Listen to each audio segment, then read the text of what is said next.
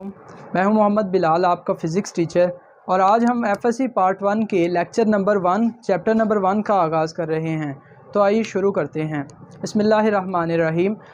इंसान जब इस दुनिया में आया तो कुछ लोग कहते हैं कि इंसान तब डरा हुआ होगा या खुश होगा, लेकिन इंसान किसी चीज़ से खुश होता और डरता तब है जब वो उस चीज़ का पास जानता हो। जैसा कि अगर आप शेर को देखते हैं तो आप उसके बारे में अपनी राय देते हैं कि वो एक ख़तरनाक चीज़ का नाम है। लेकिन अगर आप किसी चीज़ को जानते ही नहीं, तो अगर आप शेर को जानते ही नहीं कि वो डरावना है या फ़ायदेमंद है, तो आप उसके बारे में अपनी कोई राय नहीं देख सकते।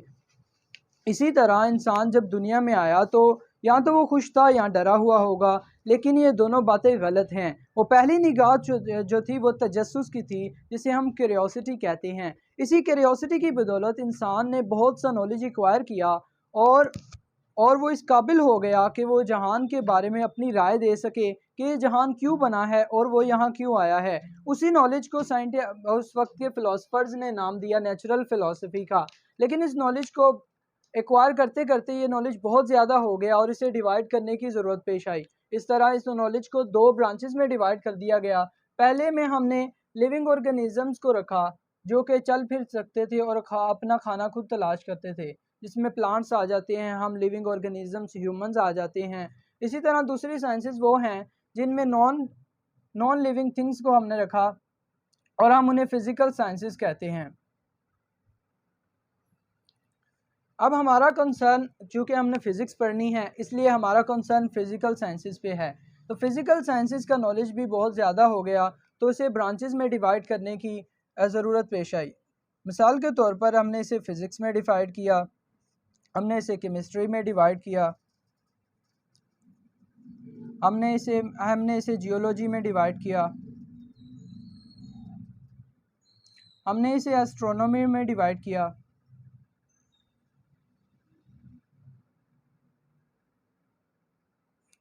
अब यहाँ हम फ़िज़िक्स में हम फ़िज़िकल चीज़ों की स्टडी को करते हैं और इसी तरह केमिस्ट्री में हम केमिकल्स रिएक्शन और केमिकल्स की स्टडी को करते हैं। जियो मीन्स अर्थ और इसी तरह हम इसमें अर्थ की स्टडी को करते हैं। एस्ट्रोनॉमी में हम हेवनली बॉडीज़ मसलन के स्टार्स और प्लैनेट्स की स्टडी करते हैं। अब हमारा कंसर्न ये है फ़िज़िक्स, जिसे हम पूरा साल गो थ्रू करेंगे, क्योंकि हमारा सब्जेक्ट ये है। किसी भी चीज़ को जानने के लिए सबसे पहले हमें उसकी डेफिनेशन पता होनी चाहिए। तो आइए फ़िज़िक्स की डेफिनेशन जानते हैं। Physics is a branch of science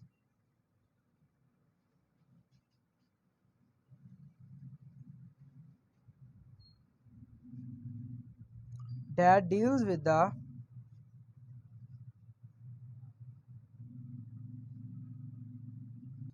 किसी भी चीज़ को जानने के लिए हमें सबसे पहले उसकी डेफिनेशन पता होनी चाहिए। फ़िज़िक्स की बहुत सी डेफिनेशन है, लेकिन मैं लिखूँगा आपकी बुक वाली। तो हम जान रहे, physics is a branch of science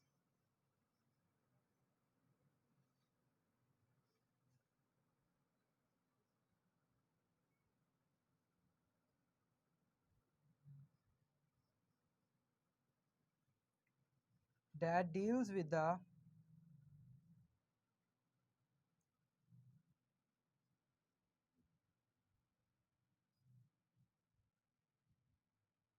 study of matter. आप दो कंडीशन, कोई भी चीज़ जो इन दो कंडीशंस को पूरी करे, जो मैं लिखने लगा हूँ, वो हम कहते हैं कि ये मैटर है। The first thing is it has मास,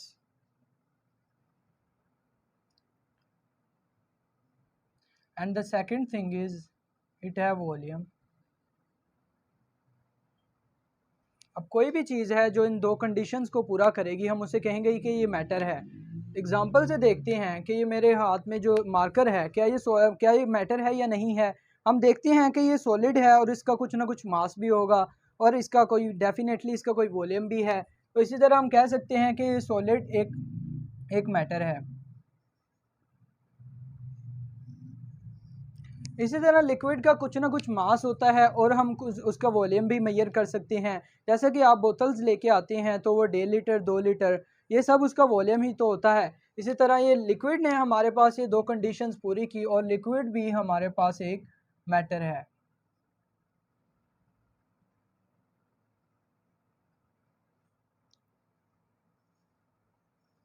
और तीसरी चीज़ हमारे पास है गैस। इमेजिन कीजिए मेरे हाथ के ऊपर ये एयर है, इसका कुछ ना कुछ मास है, लेकिन ये मुझे फील नहीं हो रहा। लेकिन अगर मैं किसी सेंसिटिव इंस्ट्रूमेंट को यूज़ करूं तो इसका मास भी मेजर किया जा सकता है। और इसी तरह एयर का कोई ना कोई वॉल्यूम भी होता है। जैसे कि आप सिलेंडर में गैस फिल करवाने जाते हैं तो आप किसी लिमिटेड अमाउंट तक उसमें गैस फिल करवा सकते हैं। जब वो सिलेंडर भर जाता है, अगर आप गैस को बंद नहीं करते तो वो सिलेंडर फट जाएगा। इसी तरह हमें इससे मालूम होता है कि गैस का कुछ ना कुछ वॉल्यूम भी होता है। तो इसी तरह हमारे पास गैस भी एक मैटर है। इन तीन स्टेट्स ऑफ मैटर को हम कहते हैं कि ये तीन स्टेट्स ऑफ मैटर हैं।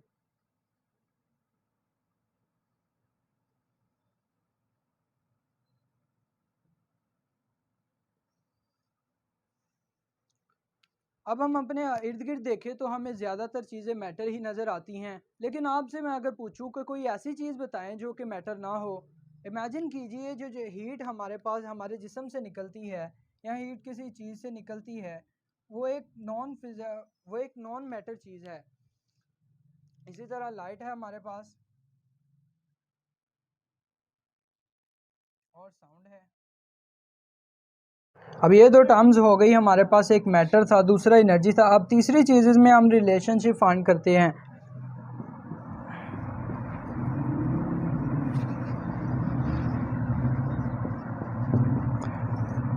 मैटर और एनर्जी में रिलेशनशिप की बेस्ट एग्जांपल हमारे पास एटम बम है।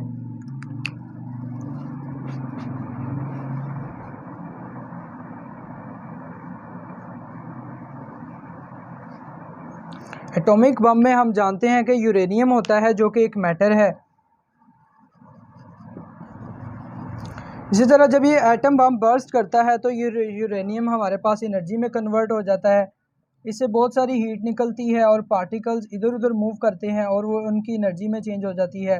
तो हम कह सकते हैं कि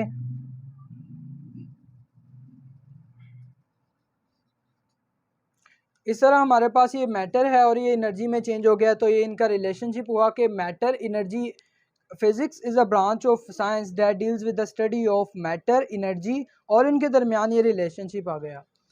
फिजिक्स हमारे पास most fundamental branch of science है जो जिसमें हम दूसरी ब्रांचेस को भी पढ़ते हैं। जैसे कि अगर हम केमिकल्स को पढ़ रहे हैं तो सबसे पहले हम देखना है कि केमिकल्स भी तो मैटर होते हैं। तो इसी तरह हमारे पास जो भी किसी भी चीज़ को पढ़ेगा सबसे पहले उसे फिजिक्स को पढ़ना पड़ेगा।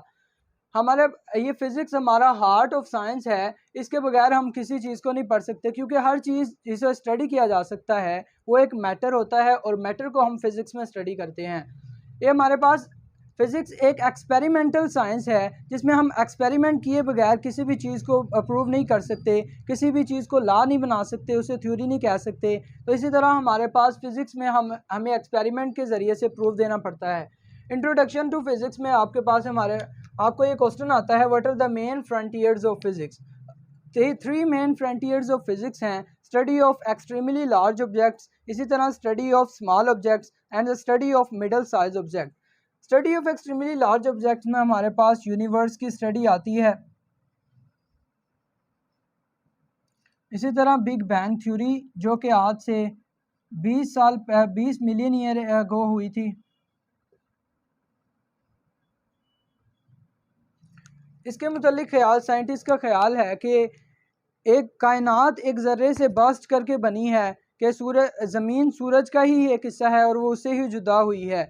इसी तरह हमारे पास स्मॉल साइज ऑब्जेक्ट्स की स्टडी है जिसमें न्यूट्रॉन्स, प्रोटॉन्स और म्यूजॉन्स वगैरह की स्टडी आ जाती है।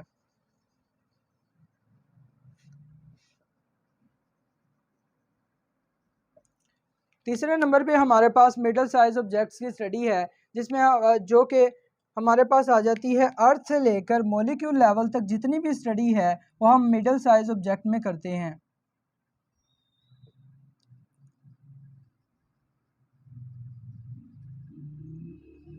तो डेफिनेटली इसमें ह्यूमन बींग्स भी फिट होते हैं और ये इनकी स्टडी मिडल साइज ऑब्जेक्ट्स की बहुत ही कॉम्प्लेक्स स्टडी है।